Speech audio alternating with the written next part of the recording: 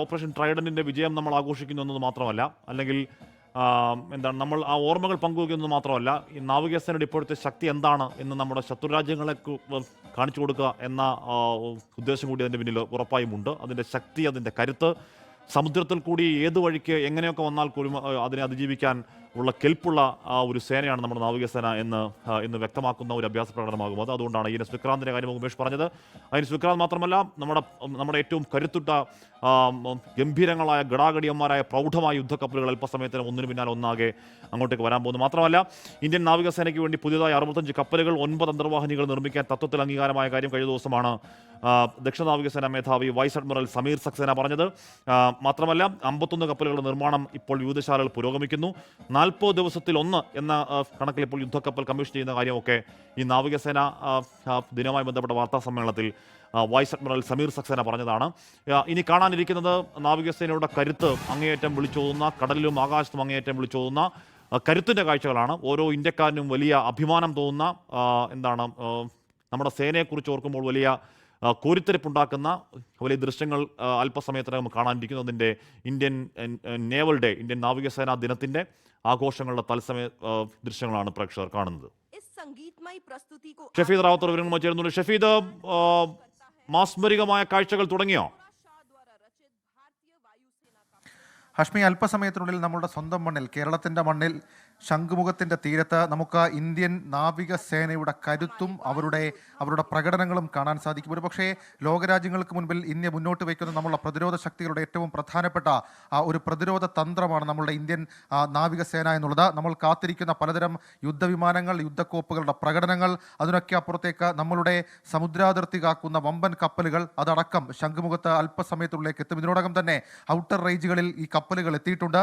Indian നേവിയുടെ അഭിമാനമായിട്ടുള്ള പല കപ്പലുകൾ, 19 വമ്പൻ യുദ്ധക്കപ്പലുകൾ, ഒരു അന്തർവാഹിനി, 4 ഫാസ്റ്റ് ഇന്റർസെപ്റ്റർ ക്രാഫ്റ്റുകൾ, യുദ്ധത്തിനും നിരീക്ഷണത്തിനും ഉള്ളവയുൾപ്പെടെ 32 വിമാനങ്ങൾ എന്നിവയാണ് നാവികസേന ആഘോഷത്തിന്റെ ഭാഗമായി ശംഖുമുഖത്ത് എത്തുക. അതായിരിക്കും നമ്മുടെ കണ്ണിന് പുതിയ കാഴ്ചയായി, നമ്മുടെ പ്രതിരോധത്തിന്റെ അഭിമാനമായി നമുക്കിവിടെ കാണാൻ സാധിക്കുക എന്നുള്ളതും ഏറ്റവും പ്രധാനപ്പെട്ട കാര്യമായി നമുക്ക് ചൂണ്ടിക്കാണിക്കും. നേവിയുടെ ലോങ് റേഞ്ച് ആന്റി സബ്മറൈൻ വിമാനമായിട്ടുള്ള P-8I മിഗ്, അതേപോലെ തന്നെ ഹോക്സ് വിമാനങ്ങളും പ്രദർശന പ്രകടനത്തിൽ പങ്കെടുക്കും എന്നുള്ളത് ഏറ്റവും പ്രധാനപ്പെട്ട കാര്യം. അല്പസമയം മുൻപ് രാഷ്ട്രപതി ദ്രൗപദി മുർമുവാണ് ഇവിടേക്ക് എത്തി നമ്മുടെ സല്യൂട്ടുകളൊക്കെ സ്വീകരിച്ചതിന് ശേഷം ഇപ്പോൾ ഈ പ്രധാന വേദിയിലേക്ക്, ശംഖുമുഖത്തെ പ്രധാന വേദിയിലേക്ക് രാഷ്ട്രപതി എത്തിച്ചേർന്നിട്ടുണ്ട്. ഗാർഡ് ഓഫ് ഓണർ ഒക്കെ സ്വീകരിച്ച ശേഷം അതിനുശേഷം ഇപ്പോൾ നടക്കുന്ന കലാപരിപാടികൾക്ക് ശേഷമായിരിക്കും പ്രകടനങ്ങൾ തുടങ്ങുക എന്നുള്ളതും ഏറ്റവും പ്രധാനപ്പെട്ട കാര്യം. ഒരുപക്ഷേ ലോകരാജ്യങ്ങൾക്ക് മുൻപിൽ ഇന്ത്യൻ നാവികസേനയുടെ കരുത്ത് പ്രകടിപ്പിക്കുന്ന തരത്തിലേക്ക് വീണ്ടും ഒരു ഡിസംബർ 4 എത്തിച്ചേർന്നു എന്നുള്ളതും ഏറ്റവും പ്രധാനപ്പെട്ട കാര്യം. 1971 ഡിസംബർ 4 രാത്രി പാകിസ്ഥാനിലെ കറാച്ചി തുറമുഖത്തിന് നേരെ ഇന്ത്യൻ നാവികസേന നടത്തിയ ധീരവും സാഹസികവുമായ ആക്രമണത്തിന്റെ സ്മരണാർത്ഥമാണ് എല്ലാ വർഷവും ഡിസംബർ 4 നാവികസേനാ ദിനമായി ആഘോഷിക്കുന്നത്. ഇത്തവണ രാഷ്ട്രപതിയുടെ സൗകര്യം കണക്കിലെടുത്ത് ആഘോഷം ഇതിന്റെ ചില ക്രമീകരണം അടക്കമുള്ള കാര്യങ്ങൾ അത് ചെയ്യുകയും ചെയ്തിരുന്നു. ഏതായാലും അല്പസമയത്തുള്ളിൽ നമ്മുടെ ഇന്ത്യൻ നേവിയുടെ പ്രതിരോധ തന്ത്രങ്ങളുടെ ഒരു ഡെമോ അത് നമുക്ക് ശംഖുമുഖം തീരത്ത് കാണാൻ സാധിക്കും. മാത്രമല്ല, ഇതുമായി ബന്ധപ്പെട്ട് കഴിഞ്ഞ കുറച്ച് ദിവസങ്ങളായി, പക്ഷേ കുറച്ചു മാസങ്ങളായി മുന്നൊരുക്കങ്ങളായിരുന്നു. നേവി ദിവസങ്ങൾ നീണ്ട അവരുടെ ട്രയൽ റണ്ണുകൾ, അതിനൊക്കെ ശേഷമാണ് ഇപ്പോൾ അതിന്റെ ഔദ്യോഗികമായിട്ടുള്ള രീതിയിലേക്ക് കാര്യങ്ങൾ എത്തിച്ചേർന്നിട്ടുള്ളത്. ഇപ്പോൾ ക്യാപ്റ്റൻ അവരുടെ ബാൻഡ് അത് റിട്രീവ് ചെയ്തതിനു ശേഷം അടുത്ത പ്രകടനത്തിലേക്ക് കടക്കും. ആദ്യം എത്തുന്നത് ഏതാണ് എന്നുള്ളത് ഏറ്റവും ശ്രദ്ധേയമായിട്ടുള്ള കാര്യം. ഞാൻ മുൻപ് സൂചിപ്പിച്ചതുപോലെ ആ കണക്കുകൾ ഈ കാണാനിരിക്കുന്ന ശംഖുമുഖം കടൽ തീരത്ത് കാണാനിരിക്കുന്നവരെ അമ്പരപ്പിക്കും.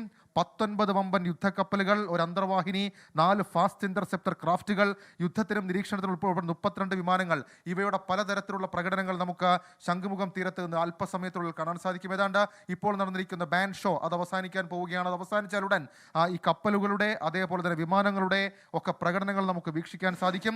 ഒരുപക്ഷെ ഇന്ത്യൻ നാവികസേനയെ സംബന്ധിച്ചിടത്തോളം അല്ലെങ്കിൽ ഇന്ത്യൻ പ്രതിരോധ സേനയെ സംബന്ധിച്ച്, അത് ഈ പറയുന്ന കരസേനയാണെങ്കിലും നാവികസേനയാണെങ്കിലും വ്യോമസേനയാണെങ്കിലും അവരുടെ ഒരു ചലഞ്ചിങ് മൊമെന്റിന് ശേഷം, ഒരുപക്ഷെ കഴിഞ്ഞ ഒരു 1.5 വർഷം എന്ന് പറഞ്ഞാൽ ചരിത്രത്തിലെ തന്നെ പ്രധാനപ്പെട്ട ഒരു ചലഞ്ചിങ് സമയമായിരുന്നു. അതൊക്കെ പൂർത്തിയാക്കിയ ശേഷം വീണ്ടും വീണ്ടും ലോകരാജ്യങ്ങൾക്ക് മുൻപിൽ ഞങ്ങൾ കരുത്തരാണ്, ഇന്ത്യയുടെ നാവിക കരുത്ത് എന്നുള്ളത് വിളിച്ചോതാൻ കഴിയുന്ന തരത്തിലേക്കുള്ള ഒരു പ്രകടനമായി ഇത് മാറുമെന്നുള്ള കാര്യത്തിലും തർക്കമില്ല. ഏതായാലും ഇന്ത്യയുടെ പല ഭാഗത്തായി ചിതറക്കിടക്കുന്ന ചെറുദ്വീപുകളുടെ പ്രതിരോധം, സമുദ്രാതിർത്തികളിൽ കൂടി സഞ്ചരിക്കുന്ന ചരക്ക് കപ്പലുകൾക്ക് സഹായം, അതടക്കം സുപ്രധാന ചുമതലകൾ നമ്മുടെ നാവികസേന വഹിക്കുന്നുണ്ട്. നേരത്തെ നമ്മൾ സൂചിപ്പിച്ചതുപോലെ തന്നെ 71-ലെ ഓപ്പറേഷൻ ട്രൈഡന്റിന്റെ സ്മരണ അത് എല്ലാ വർഷവും നമ്മളിങ്ങനെ ആവർത്തിക്കുമ്പോൾ ഓരോ വർഷവും അപ്ഡേറ്റഡ് ആയി നമ്മൾ വിളിച്ചു പറയാറുണ്ട്. ഇന്ത്യൻ നാവികസേന ഞങ്ങൾക്ക് ഇത്ര യുദ്ധക്കോപ്പുകളുണ്ട്. ഇനി നമ്മളുടെ സമുദ്രാതിർത്തിയിൽ ഏതെങ്കിലും തരത്തിലുമുള്ള പ്രശ്നങ്ങൾ അതടക്കം ആവർത്തിക്കുകയാണെങ്കിൽ നമ്മൾ എങ്ങനെ തിരിച്ചടിക്കും? മാത്രവുമല്ല ലോകരാജ്യങ്ങളിലെ വമ്പന്മാർ അവർ കൈവശം വെച്ചിരിക്കുന്ന പലതരത്തിലുള്ള അത്യാധുനിക സംവിധാനങ്ങളും